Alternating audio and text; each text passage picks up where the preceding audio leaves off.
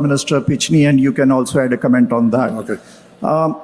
Especially in the Peel region, there are many wage thefts going on by the employers.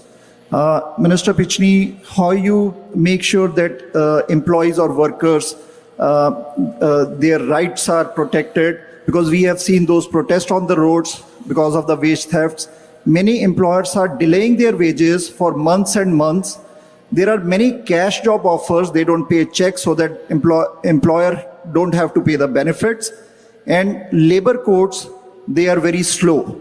So that's the reason we see the protest there. What is your plan, Minister Pichni, and how will you tackle this issue of wage thefts? What is your message to those suffering employees and workers? How can you protect their rights? Well, thank you. I just want to say before I pass to Minister Pichni, we have the toughest labor laws in the entire country. Our job as leaders of the province and of our local communities, and I know Joe and Jack feel the same way, nothing is more important to us than the frontline workers. Without protecting frontline workers, nothing happens. The economy comes to a halt.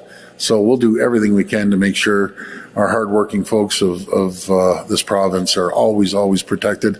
I'll pass it over to Minister Pichni. Thanks, Premier, and thank you for the question. As the Premier mentioned, what does that tough sort of labor code look like? I mean, under this government and our Working for Workers bill, we put in place the highest penalties under the Employment Standards Act for those who withhold wages. We've also implemented a regulatory regime and a licensing framework for temporary help agencies, cracking down on what we've seen there.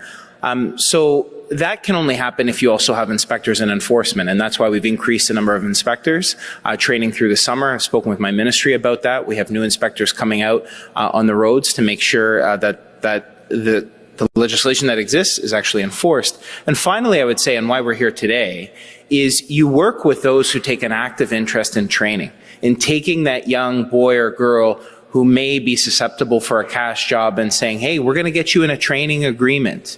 We're going to get you trained, better training, better job with a bigger paycheck. We're going to tie you up with an employer who is invested in your success. And that's, I mean, we have so many employer contractor partners who are here today who are invested in their employees and the skill sets that they get from good training. So, at a very macro level, that's also what we're doing.